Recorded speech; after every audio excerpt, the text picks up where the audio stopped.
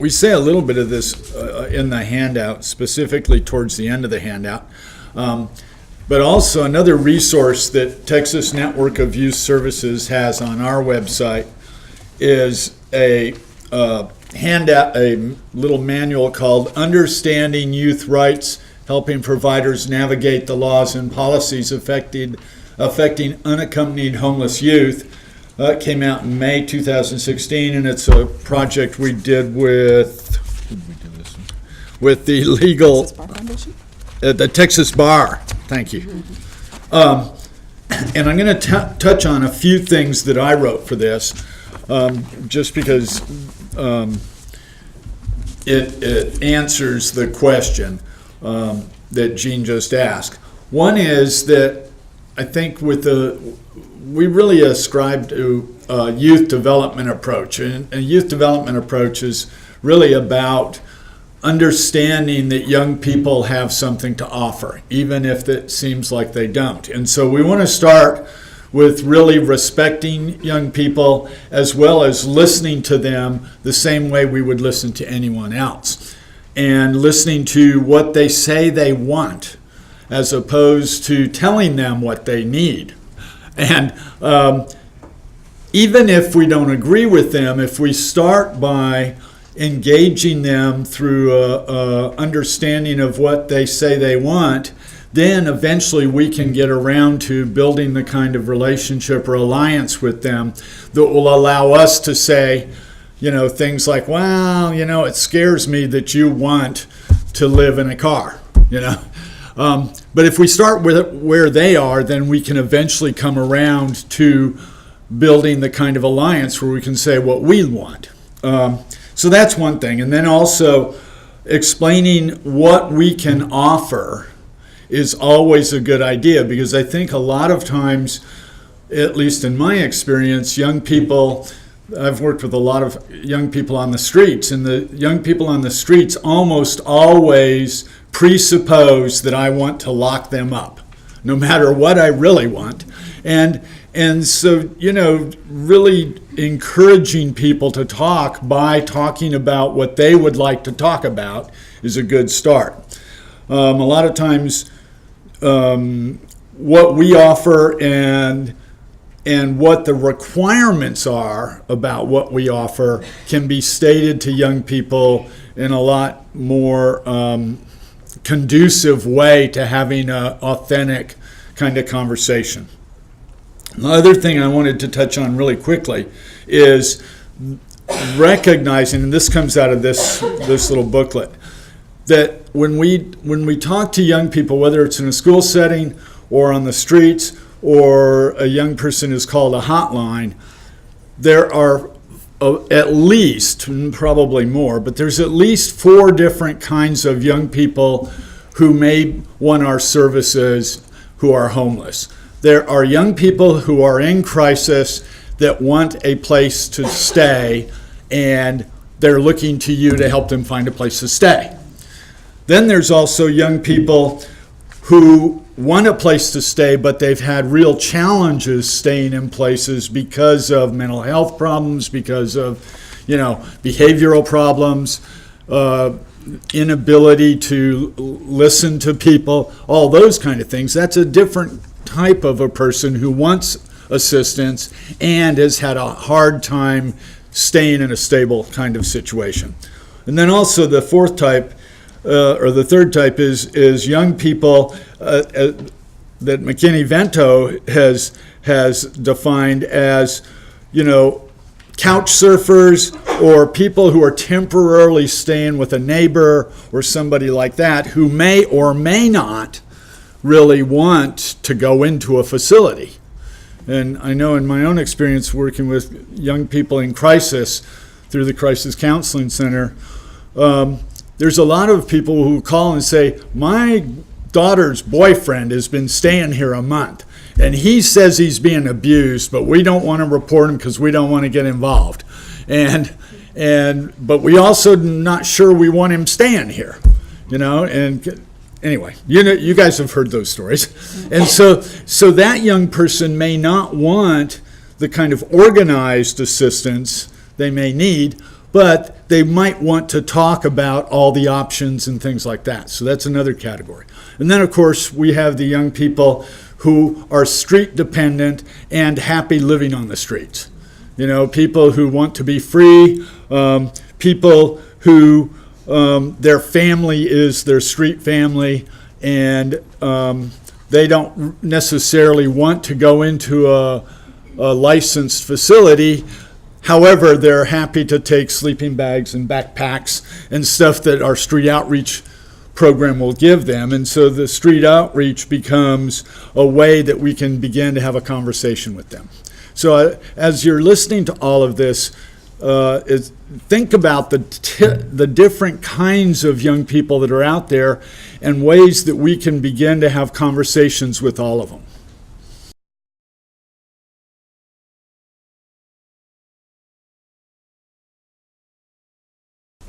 So let me start by saying I have not met one youth that's the same story, the same thing I do. It is not a systematic approach always. There are rules and kind of guidelines that we're going to operate within. But whenever I get asked the question, well, what do I do? Well, let's talk about it, right? And that's a huge conversation and a lot of investment that's on that forefront. I get a lot of calls from schools, social workers. I got a kid in my office says they can't go home. I've got a kid in my office who says they've been sleeping behind the school for the last 5 days. Help me. So that when those types of situations, or I get those calls, or when I was at the shelter I would get those calls, it's all hands on deck. It is what has the conversation, and a lot of what Jack was just saying, a lot of what conversations have happened. What does this youth want? What is the home environment like? Can they go home? Do they want to go home? Are there other options that the parents would be open to? It's really thinking outside the box. So I'm going to talk a little bit about that, navigating all of those what ifs, and then also talk about the specifics around things that we're required to do. And most of you are probably pretty confident in what those are. But one thing I think we miss as providers is not communicating everything to that youth that has entrusted us with that information and that has come into our office or into our space. And then we start to navigate what it's going to look like for them without bringing them along for that journey. It's really, really important that we step out of our kind of adult mindset and allow ourselves to think, this kid is scared, they've come to us for help, they deserve to know what their options are, and then they get to make the choices about what they're going to choose. So the musts obviously are the reporting. So a kid comes into the shelter, within 24 hours, we do try to contact parent or guardian to inform them that their youth is with us, to get consent, quote unquote. If they have said under, that they have concerns around their physical safety or those types of things, we do have up to 15 days for them to stay at the shelter without parental consent. So for us to start getting services for that youth and to get them more into a place of, our first thing is to build rapport, right? And for them to start to feel safe and comfortable as much as we can before then we start to negotiate and navigate what are the next steps. Most often, within 24 hours, if we're not getting a hold of parent, then we are contacting CPS through a hotline report where we are reporting that we have an unaccompanied minor. Is anyone with DFPS in here?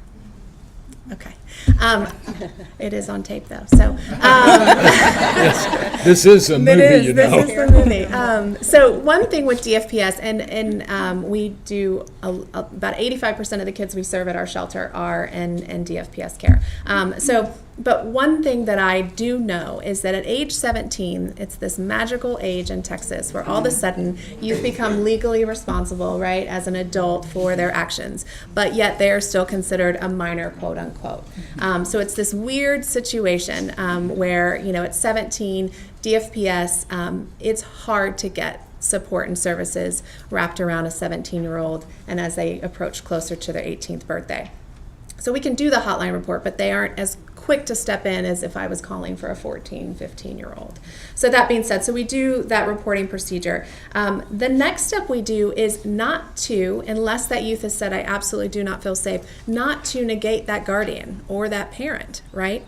they are still a party in this, and we have one side of the story. So we want to make sure that we remain, unbiased, and we're listening and taking in and absorbing all of this information so that we know the best way to help this family, this youth, and to meet the needs that they have. So we are listening to parents, and we are listening to guardian, we are listening to youth and what they need. We really try to, if that youth is open, plugging them into counseling services while they're in our shelter. So they're required to go to counseling 3 times a week, not necessarily for reunification, but to come up with a solution that works for both of those individuals. There's so much, so I'm gonna try. Hopefully it'll come out with y'all's questions and things like that.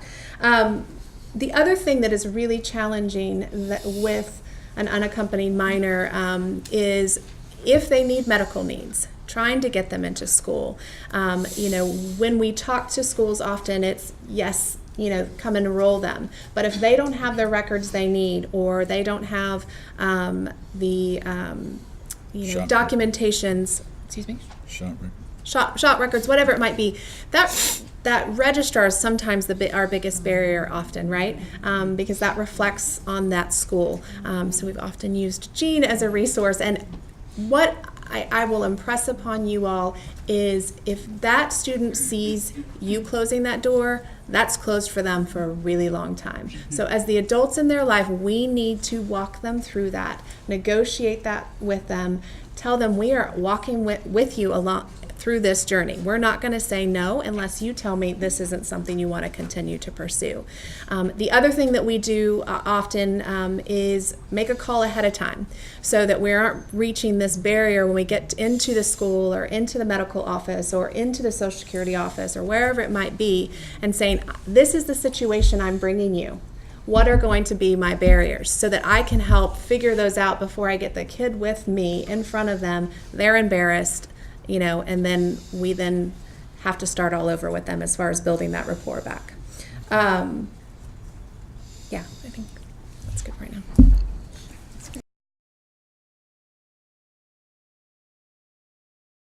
So I have a couple of gray areas where I wanted to kind of point out that they are gray areas, that we realize they're gray areas. Hopefully we can start to get some clarity now that more and more people are focusing on this issue. But of course, as Erin mentioned, there's that 17-year-old magic barrier where they're kind of in limbo between yes, they're an adult and no, they're not an adult. So for example, one of the gray areas is every law enforcement agency is going to treat that 17-year-old differently, because you can report them if they're a runaway, you can report them as a missing person, or you can report them as a runaway. So some police officers will say that you can report either. Some will say there's only one that applies in their, law enforcement jurisdiction, and some will say you can't report either. It doesn't matter. They're 17. They can take care of themselves. And it's really up to you to find out in your jurisdiction how your law enforcement agency is going to treat that. So it's not unusual for them to look at you and say any of those 3 answers, because all of those 3 answers could be right in Texas.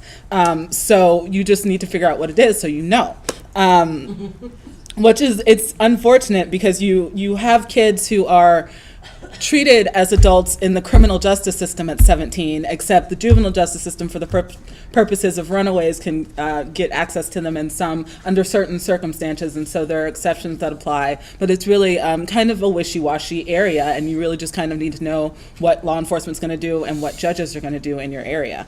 Another big, on that note, similar to what Erin said, if they're 17, to be on the safe side, I would still call a parent, and if it's not safe to call a parent, I would call CPS or the law enforcement agency or somebody, and let whoever is in charge of this child know that you have them. So, just to cover yourself legally so you're not harboring a runaway, on the off chance that your jurisdiction does count that 17-year-old as a runaway. Can a 17-year-old rent an apartment in Texas? The answer is technically yes, but the fact is they're not legally able to contract. So the contract's not void outright, it's voidable, which means that the youth can enforce it, but the landlord may not be able to if the youth decides to just back out. So no landlord's going to do that. And that's where we get that problem. And so part of the issue there is figuring out Are there landlords in your jurisdiction that might consider doing that? Is it something that might be open to you? You should probably check in and see if there are places that might consider that. Of course, there are a bunch of issues of youth safety and whether that 17-year-old can live by themselves, which again goes back to Jack and Aaron talking about each individual case being really specific. One example of this I will give you is actually public housing authorities can actually rent to 17-year-olds. They can. Right, but it's under the housing authority's rules that most of them won't. For that same reason that private landlords won't rent because of the fact that the youth can back out. The New York City Housing Authority has put in a program where kids who are leaving the juvenile justice system, they're 16 or older, can rent with them. And so, or can return home to their families. But that's a specific rule for that housing authority, and that's something they have worked out. Unless I heard it wrong, we just heard from our LHA that they will rent to anyone 16 or above who is emancipated. Oh, really? Oh, yeah. That's not uncommon. That's not uncommon to rent to. If they're emancipated, they're considered an adult for a majority of things. So, but if they're not emancipated, that's kind of where you run into issues. And there are a lot of places where emancipation's a hard process. It's a difficult process. So, and for anywhere. So that's something that I've realized. I didn't think about it very much, but it's the fact that as kids are turning into adults, nobody's going to rent to them at that age, but maybe there are some places where you can figure that out. And maybe what you can do is start a pilot program with your local housing authority, see if you can get something worked out to where they will consider that. Because they don't, under HUD's regulations and under the Housing Authority Act, or under the Housing Act, they're not required to, set a minimum age, but they can set a minimum age. And most of them do, and it needs to be in writing. They're required to have that minimum age limit in writing. The definition of homeless youth, of course, you've got all the different federal definitions, the state definition, the youth count definition. That, of course, really kind of indicates whether the kid in front of you can be served by a specific program. Be aware of that. Depending on where funding is, some places are going to err more on the side, on the most restrictive definition, just so that they make sure none of their funding is in trouble. So that's a consistent issue that we find across the state. Lastly, one thing where I do want to say that there is now some new legal clarity, as of today, HUD issued a new rule that says any shelters or transitional living placements that get HUD funding will now be required to provide all individuals, including transgender individuals and other individuals who do not identify with the sex they were assigned at birth, with access to programs, benefits, services, and accommodations in accordance with their gender identity without being subjected to intrusive questioning or being asked to provide documentation. So that came down today. What time? I don't know. I don't know. But those are some of the wishy-washy areas. Of course, the biggest thing is that 16, 17-year-old, are they an adult, aren't they an adult gap? And it really comes down to really being able to work with the people in your community. And that's probably the biggest thing, is to get a combination of people talking about it and thinking about what there's not really a type of youth, but what youth is going to do well in a situation where they might be able to rent by themselves. So, Great.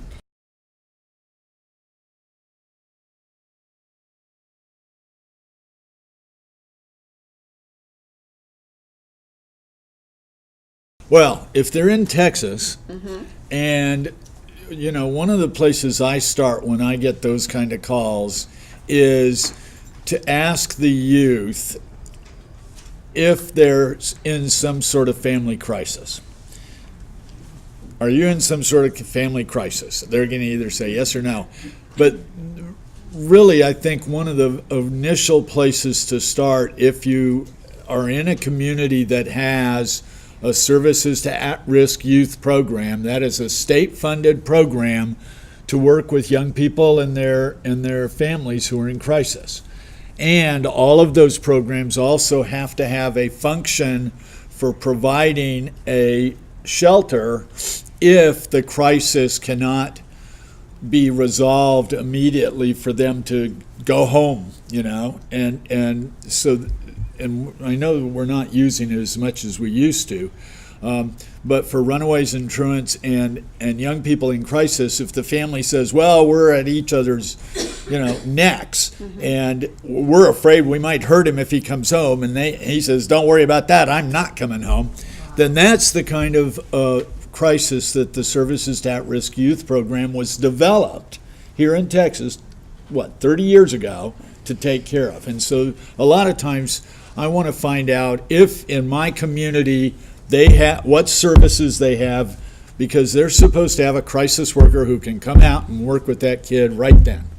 Right. So And that's you'd want to do that prior to the crisis. I mean, you'd want to know. Well, you if they're have that sitting on the resource. front Yeah, of the Yeah, and I Yeah. think sometimes that's what happens with school people. They get really, really busy, and they may not be aware that there is such a Right. service in their community. So the time to know about that is well before you come out and find that kid sitting on your steps. Were you going to add Right. something, Erin? Yeah, just to build upon that, I think a couple things. Building relationships with people in your community is so key when you have these types of situations. So one is, who are your local CPS workers? You might not directly deal with them on a regular basis, but it's really important you know who they are. There is a 24-hour on-call CPS worker at all time. I have a list of who that is, and I call them directly, and I don't let them get off the phone until they tell me what my options are. That is their job with a 16-year-old kid. That takes a lot of time. I totally understand that. It's 5 o'clock. You've got things that you want to do. You've got a kid. So I absolutely think trying to address how critical that situation is. So one, you need to report that. Two, talk with the youth. Are there other options? So home is not an option for you tonight. What is an option for you tonight? And make a plan. I need you back here tomorrow morning so that I can help you and start to navigate what's next for you. But most youth that I have come into contact with are resourceful people. Right. Well, my mom doesn't want me there. Well, right now, mom's not a safe option for you, or mom's not somewhere where you want to go. Is this somewhere that you can go tonight? And so just, again, we're not looking long-term solution, we're looking in the interim until I can get someone on the phone or until I can figure out what other resources are available. I think oftentimes we're presented with these immediate crises and feel like we have to solve that problem. We are not going to be able to solve that problem in an hour or alone. So networking, try to break down that into just let's get you safe tonight, and then reconvene tomorrow. So. Awesome. That's You an wanna add excellent anything? answer. And I do think that you do feel that, like, oh my God, I got to do something right now, and I've got to solve this all in one fell swoop. Yeah. And so to be able to hear that, no, that's not really even realistic. We're going to do a small baby step and then go from there. And did you have something you wanted to add? I don't have anything to add. I think that's the key is making sure you have those community connections is key there. And as far as getting CPS on the line, my understanding is we have to call the hotline. So they tell you that. And I say that, and I'll say this because I used to work there. Yeah. So, Yeah, yes, that is the protocol when you're making a report, but there is a 24-hour on-call worker. So when you call the hotline, you let them know, I need to speak with the on-call worker for my region. You should know what region you're in. You should also know what supervisors are in your region. You don't let that on hotline go until you have someone that you need to speak with. I have a kid in front of me. A hotline is not going to do it. I will make a hotline report for you, but I need to know who's on call, and I need their phone number. They are required to call you back within an hour. So again, that's relationships. I'm not, please don't come back to me like, I tried and that didn't work. That is an ongoing battle with that. But, those are resources that you have, and they're required on their end to do certain pieces of that. So. Great.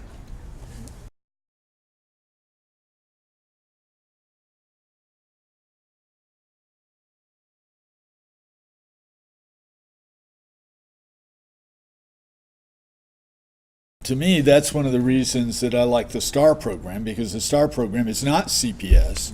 And a lot of times those folks can do crisis intervention in an immediate kind of way.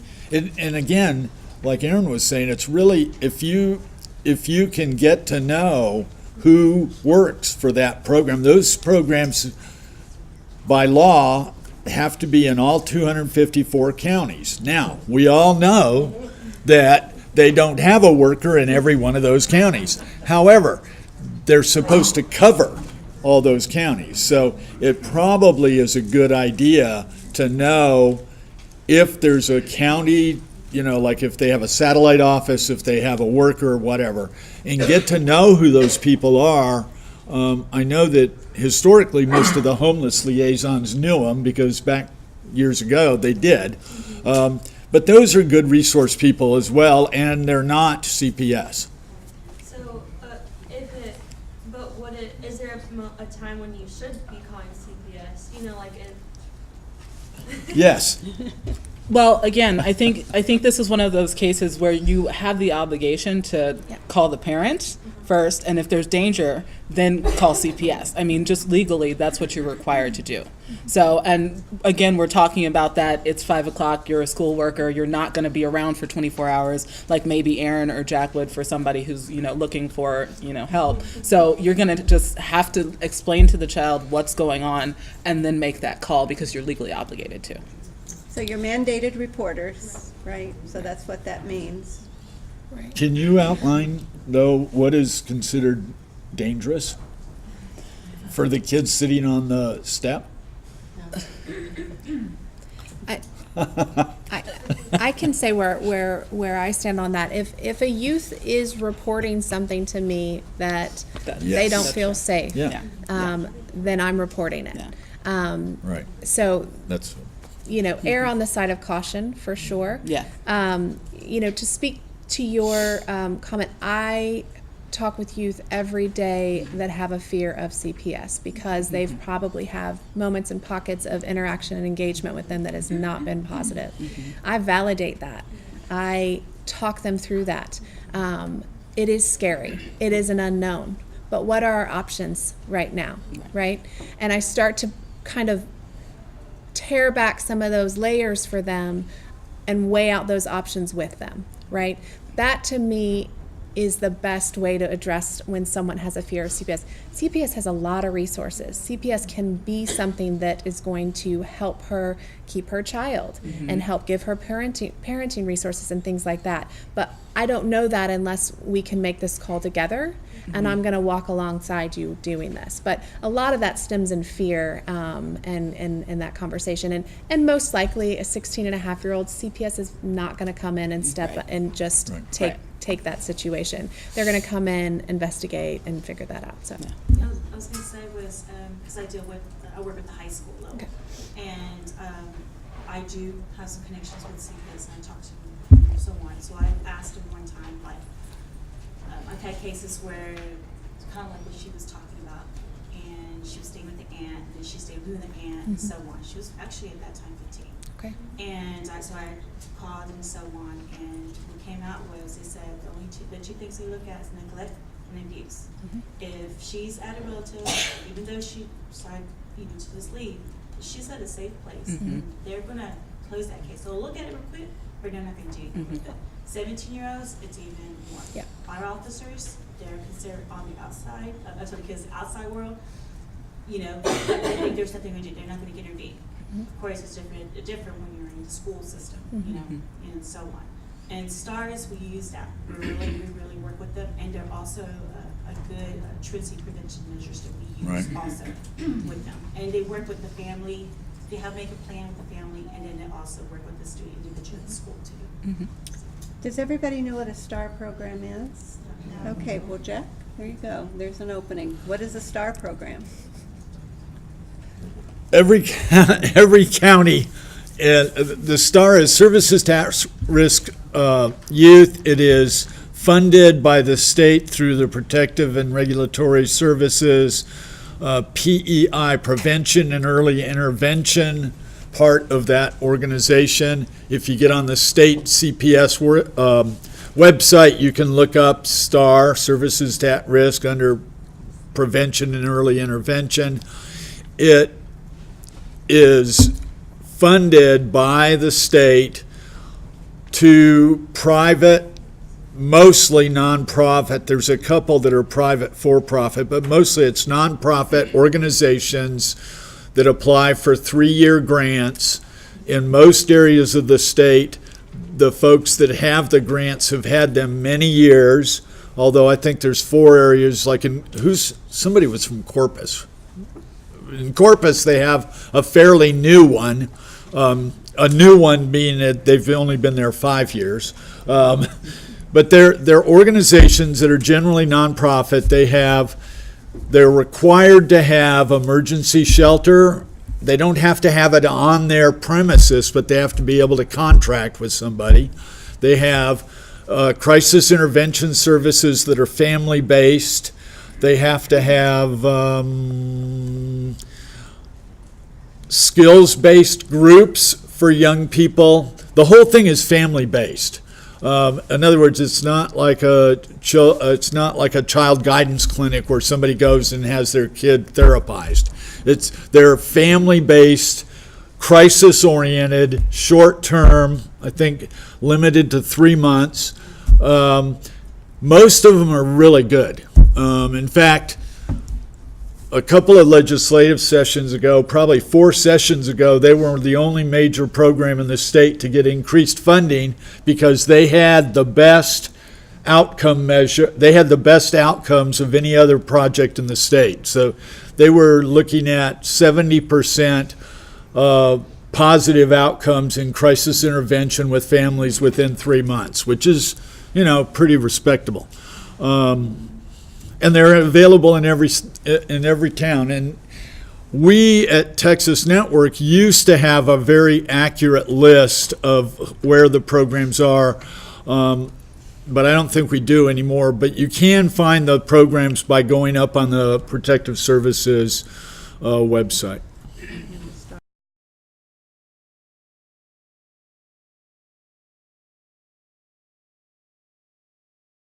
How each STAR program sets up the kinds of criteria they have for working with a young person in their shelter is up to them pretty much.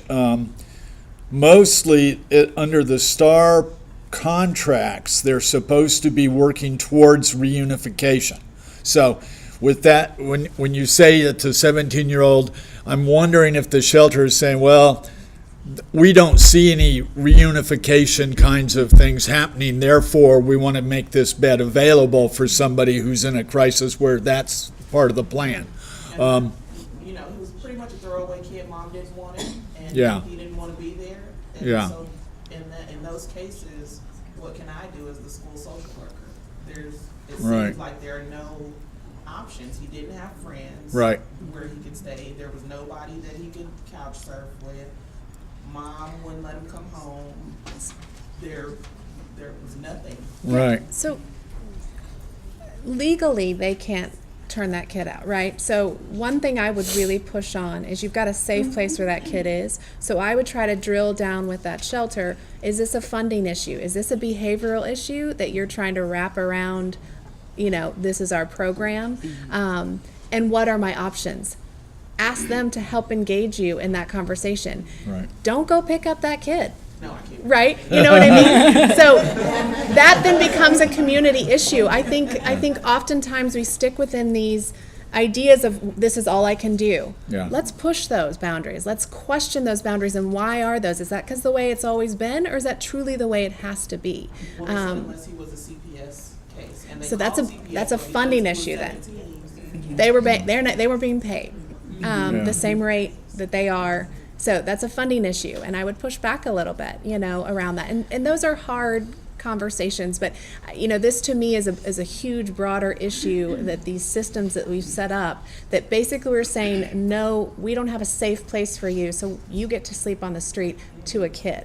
Right. That's unacceptable. Right. Unacceptable as adults in their community who are supposed to be supportive and safe advocates for them. So I get a little fired up. Sorry. You might consider, if depending on where you are, there's CRCGs that you can make aware of that situation, and the Community Resource Coordinating Group, which in most communities, I don't know how small, but most of the larger communities in Texas that I've worked in have community resource coordinating groups, and they're a group of the professionals from the schools generally CPS, any kind of transitional housing programs, a lot of times MHMR.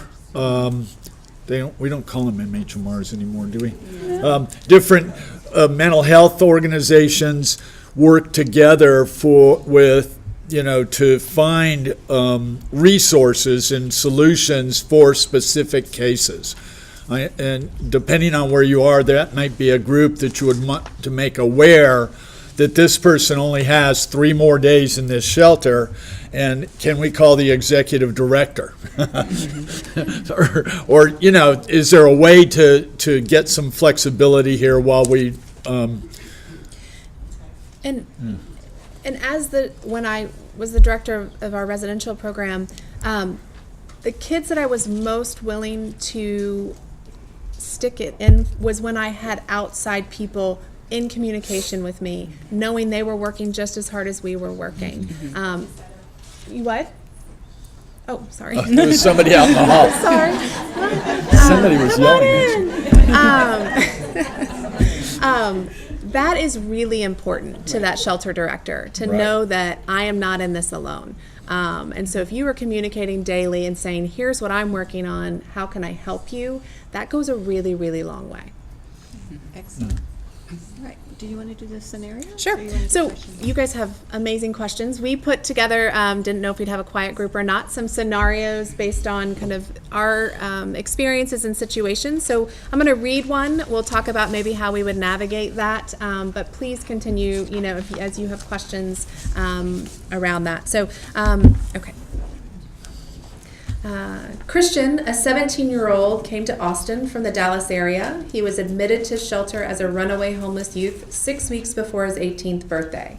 When Christian arrived at the shelter, he informed staff he had been in CPS care previously, though he was not sure of his current status.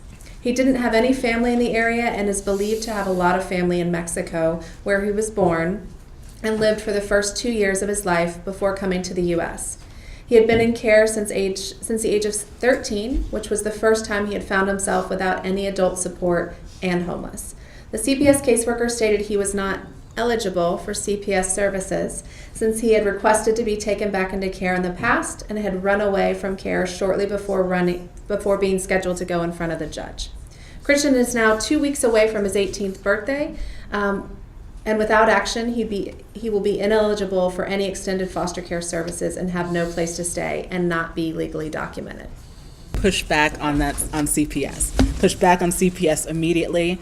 In Texas, surprisingly, we do take on immigrants and refugees here in CPS. And once they've taken on that responsibility, they need to take care of this kid. And so you can't let them get out of that ineligible situation, as Aaron said. You have to push back. If you can find that kid's previous attorney ad litem, that kid's previous guardian ad litem, go through those channels as well and see if you can get a hearing before a judge, because we as a state have an obligation to do what's in the best interest of that child. So that's the first thing I would say in that situation. I would be right with you. Yeah. Well, and another thing that I would think about is trying to find, at least letting any relatives that he identifies know that he's, he was in Austin, right? Mm-hmm. That he's in Austin, that he's, getting ready to have no resources at all, and try to at least inform his family and his relatives of his situation, because somewhere in that family line there may be somebody who says, I had no idea what was going on. I know a lot of times when we'd have kids come through the state that were runaways, back when I worked where she worked, we would try to find a relative that didn't know what was going on, and just to inform them. And lots of times people would say, oh, that's my aunt's sister's, and I can't believe that's all happening. We will make some calls and see if we can find a place.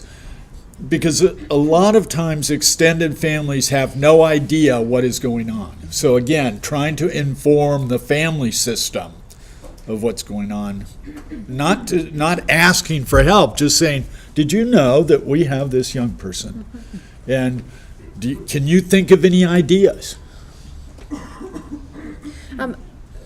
To build upon just already what's been said and what we've already talked about, a resource that any kid that has been in foster care, and actually in foster care but maybe not currently, has PALS, which is Preparation for Adult Living. Right. They are an incredible resource. So when you've got a worker or the previous worker or the investigator saying we don't have anything for this kid, they're turning 18 in 2 weeks, they're a really strong advocate in trying to help figure out ways that around the system or ways to plug them back into the system. What's heartbreaking about this is that you have a kid who has been in CPS care in his life, been taken out of his home, moved around on a regular basis, and then is going to age out and not get all the benefits that he is owed from being in care. This is a real situation that has been that we have dealt with. That gets us fired up, right? Like, we've taken all these things from you, and now you're not going to have these benefits, and you're going to be homeless at 18. The state owes this kid more than that. So, advocating, calling a previous placement, saying, tell me about this kid's story. Yeah. Who can I talk to? Who was this kid's strongest advocate? How did you, help navigate this? Was he running away? This kid is also going to have lifelong barriers because at 17 he chose to run away 2 times.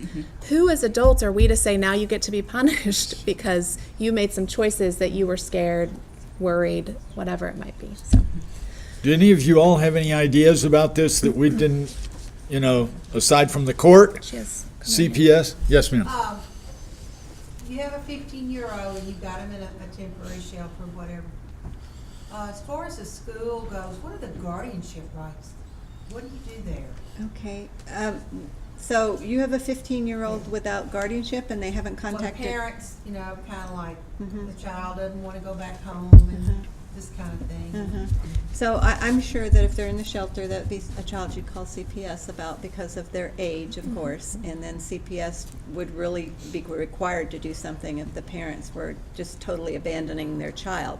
But most likely they would be contacting those parents and talking with them about options. As far as guardianship for the school goes, children don't have to have guardianship in order to enroll in school. So that would not be something that would be a barrier to keep them from going to school. Yeah. And one thing with this particular situation you're bringing up is what we deal with often is parents is saying, absolutely not, I don't want this kid in my home. CPS calls and is like, yes, this kid can come home. We are going back and forth with CPS. They're saying something different. I will ask that worker to get on the phone with that parent and have that conversation, because we will go weeks and weeks and weeks where the workers met their standard, they've made the contact within 72 hours, they've gotten the answer they need, kid can go home. I call parent, kid can't go home. And so I put that onus on that worker at that point. That is not my job to navigate that. Good one. Excellent. Yeah, Yeah, I thought of that. precisely. Very first day of school this year, I just had that. Young man, he's a senior in high school. First day of school, he came, he told us, I don't have anywhere to go this evening. We found a placement for that night. He came back to school the next day. We were trying to find a more suitable place for him from then on. We called her aunt again, and she said he can come back home. He gets there, she has all of his stuff out on the front porch, locks the door, and he can't get in. So he called us and said, Mr. Bugs, I can't get in, she won't let me in, what do I do? He says, well, I have a friend, I can stay all night tonight, with him, and we'll do something tomorrow. That's fine. We had the uncle. He was living with the uncle first, then he went to live with the aunt. He went back to the uncle. He was back with the aunt, so we don't know what's going on. So we got them both to commit to coming to the school the very next week. She said he can't come back to my house. The uncle said he can't come back to mine. But somehow another uncle heard about what was going on, showed up, and he took him to live with him. But meanwhile, for a week and a half, we had this kid who was said the aunt said he could come back here for 4 days. He gets there. She has put all this stuff out, locked him out. He can't get in. The uncle said he can't come back to my house at all. And so we weren't really sure what we were going to do with him. Like he was saying, there's usually someone else in the family who doesn't know what's going on. And when you get a hold of them, it might be a little bit of an inconvenience for them for a while, but they're willing to take that kid in because they're family, right? And they don't want to see them going to CPS. And plus, me and the kids, he's a senior, A's and B's in school, and we didn't want something to happen to him where he just, fell into a crack. Sure. Sure. Well done. Good job. Yeah, excellent job, really.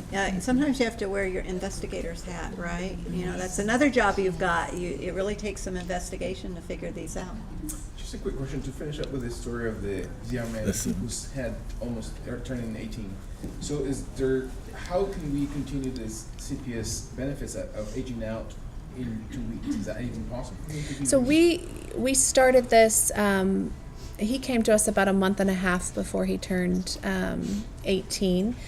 It took us weeks to get CPS, no, yes, no, different counties, county of origin, all these different things. Ultimately, he did not get back in care. And he aged out of, didn't age out of the system, so he has no aftercare benefits. Luckily, at LifeWorks, and this went all the way up to the state level, just so you know, and the level of trying to get, and this will be a continued conversation as a case study of why this system is flawed. And so we had a circle of support, we had attorney ad litem, we had a judge, we had all these different people, but no one willing to say, do it, right? No one willing to pull the trigger and say, let's do it. So, we had the resources at LifeWorks. We did move him over to our transitional living program, which is kids that are runaway homeless, 18 and older. But if we didn't, we would have been really stuck. And we would have had to pull, most likely we would be using our religious coalition money and putting him in hotels until we could bridge this gap of what's next for this individual. But yeah. I don't know that I answered your question. I have a question. So the state had given up their conservatorship? So he ran away at 17 and a half, 3 separate times as they were getting ready to get in front of a judge to put him back into care. So they went to the judge and said he's no longer here, therefore we're giving up conservatorship? Yeah, they basically, I'm trying to remember what it's called, but they're either on runaway or a unapproved location or something like that. And so every time they would go in front of the judge, he would run away. So the worker said to us, I've tried hard enough. Right. I've done my job. And I get it. Our workers are so overworked and exhausted, and their caseloads are huge. And so I get it from that standpoint. But who else can we talk to? I know you're tired, but who else can we talk to? So.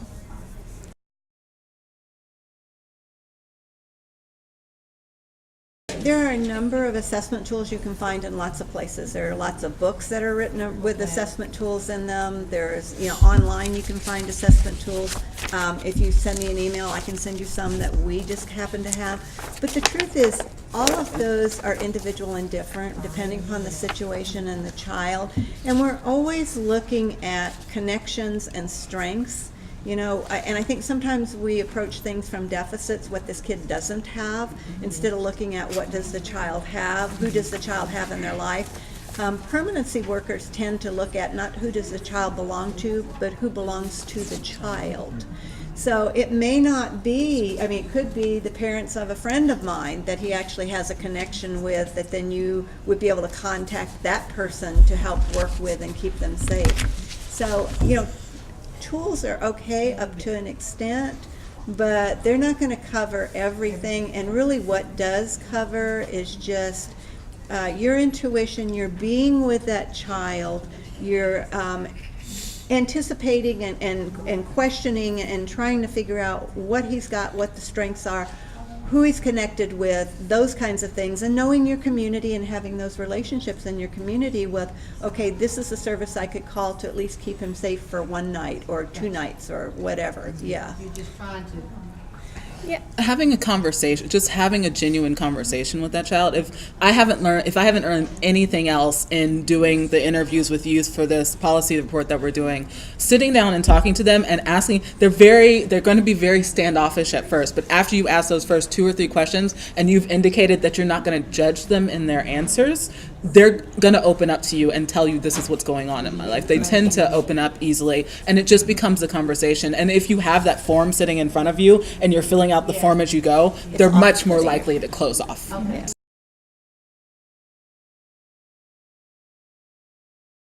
The SPDAT with coordinated entry is what you're talking. So the SPDAT is actually a measure that's used for adults with measuring vulnerability of homelessness, and then based on that vulnerability get prioritized into different housing. We are actually one of 3 communities nationwide. Austin has been chosen for this 100-day challenge with Away Home America. Our goal in 100 days is to permanently house 50 youth, 50% of those youth being formerly foster care, and then any kid aging out of foster care within that 100 days that is in imminent risk of being homeless, house them as well. That is our 100-day goal. Speaking of this assessment and this tool, we have had so many conversations. I have strong opinions about an adult tool being used for youth. I don't feel as though, chronic homelessness for adults, we don't want our youth living on the street for a year before we're able to house them because we're assessing their vulnerability. So there is an additional tool called the TAY-VI SPDAT, which is a youth assessment or a young adult assessment. It does not take 45 minutes or an hour, which this adult assessment, one of my things with the adult is youth are going to give you really good information for about 10 minutes and then they're going to be over you. So this assessment takes about 7 to 10 minutes. There are flaws. It is brand new. There aren't a lot of communities using it. We will be using it in Austin. LA is using it. Seattle is using it. A couple other communities. But we are all working together to figure out how we can better this tool. So within this 100 days, we're going to be assessing that tool. One thing, and then I'll get off my soapbox about the tool, but is that we want to make sure that when kids come up on that vulnerability scale, that then they're matched with the appropriate housing option. And we're not just putting them to the housing option just because they're next on the list, but we're making the chances of them being successful because we're making that match. So, great question.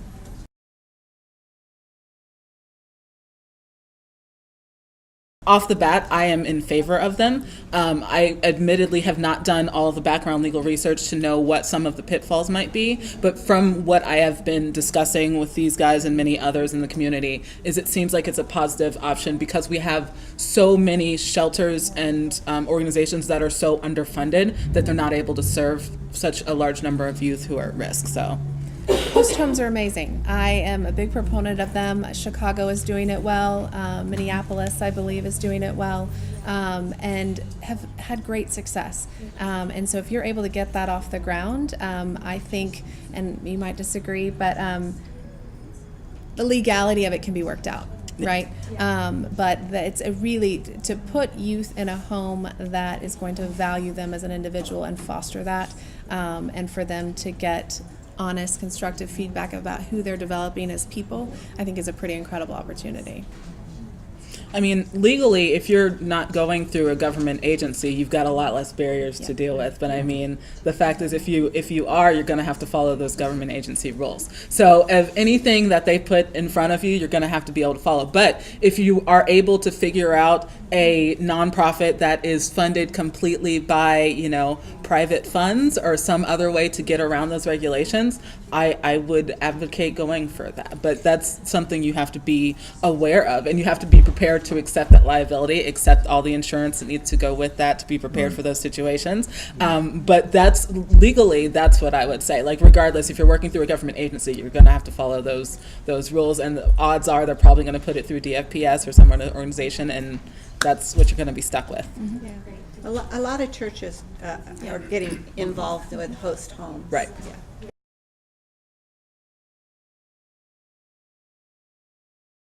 So, it could be lots of different things, but I think you covered pretty much the scope of at least what we have here in Austin, or expanding to have here in Austin. The vulnerability piece and making the match, I was speaking more to, I don't want a young person who has mental health concerns as well as a low IQ and put them in permanent supportive housing without any kind of support. It's going to be a failure, right?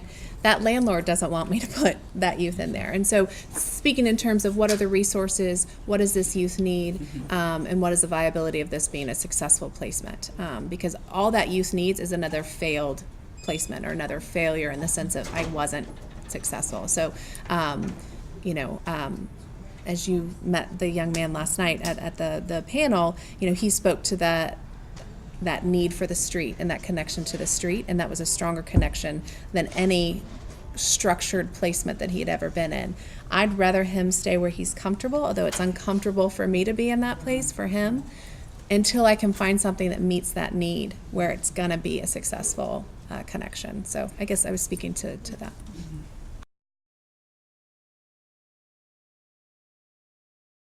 And what we heard was a lot of times the financial aid people immediately turn it down, and what they are expecting is an appeal, and then the appeals go through. So we always want to do a follow-up on that when that gets denied.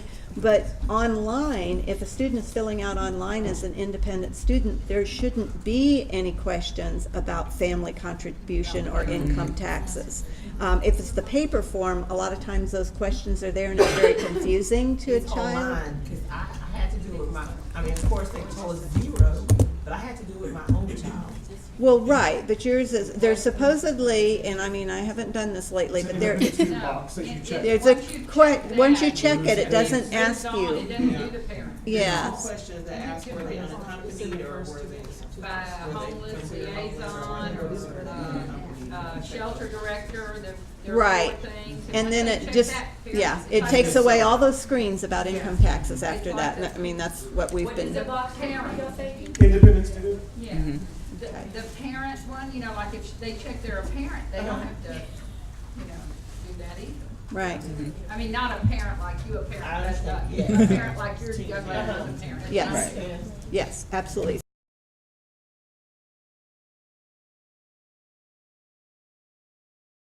So have you worked up the chain within the agency first? Because oftentimes it's that entry person that doesn't have enough knowledge as to what they can say yes to and what they can say. I would say, I absolutely appreciate your time. Can I, speak with your supervisor? And I would do that first. And that's yeah. partially due to high turnover and the Yeah. consistency Right, of right. not having that knowledge base, so. Which we can relate to, right, folks? Because we know that our secretaries and registrars a lot of times give out the wrong information, and those people have to keep going until they get to you, who actually know what you're supposed to be doing.